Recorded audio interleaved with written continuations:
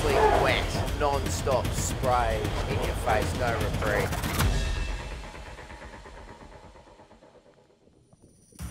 The 2017-18 Volvo Ocean Race is halfway through the epic 45,000 nautical mile race around the world. The fleet now face leg 6, a 6,100 mile slog to Auckland, New Zealand. This will mark the 11th time the race has visited New Zealand and the 10th time it has stopped in Auckland, with more than 350 Kiwi sailors having taken part in the race since 1977.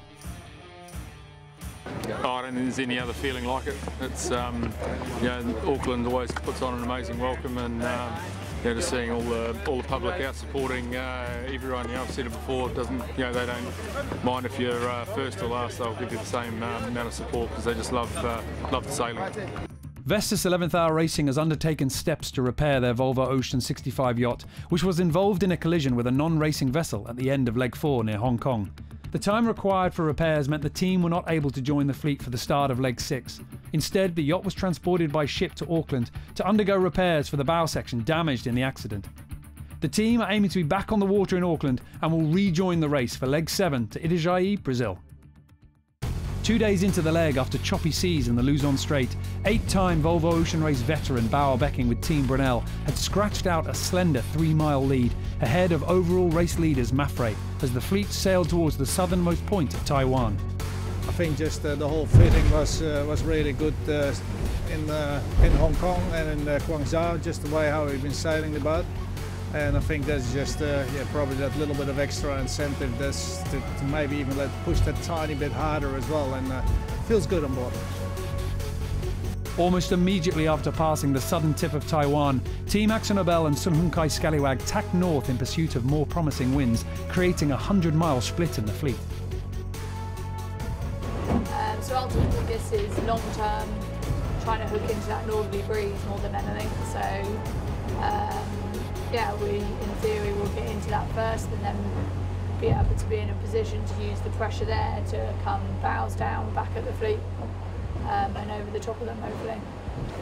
But the move north did not pay off, and just 3 days into the leg, Team Akzo Nobel and Sun Hun Kai Scallywag found themselves more than 100 miles behind the leading quartet of Mafre, Dongfeng Race Team, Team Brunel and Turn the Tide on Plastic. This feels wrong, very wrong. Meanwhile, the front runners enjoyed epic sailing conditions after heading further north to link up with a northwesterly front. The leading quartet aimed their bows south towards New Zealand, big winds resulting in fast overall speeds and impressive daily runs. Plenty of water on deck, probably the most water I've seen. Earlier, just driving, it was like averaging 30, 33 knots of breeze and just jamming these waves, sort of 25, 26, 28 knots of boat speed. So yeah, probably the most water I've seen, but really, really good fun. 5 days into the leg, the leading four faced a lighter period of wind to transition through, allowing Team Akzo Nobel and Sun Hun Kai Scallywag to choose an inside route, staying in the stronger winds, mopping up a 100-mile deficit to fight for the lead.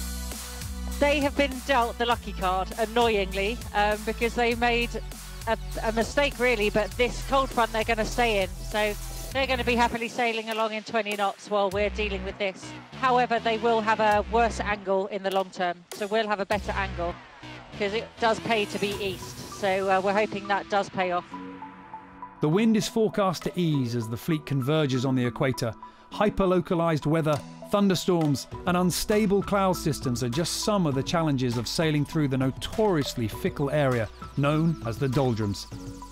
With just under 3,500 miles to run, the teams are expected to arrive in Auckland at the end of February.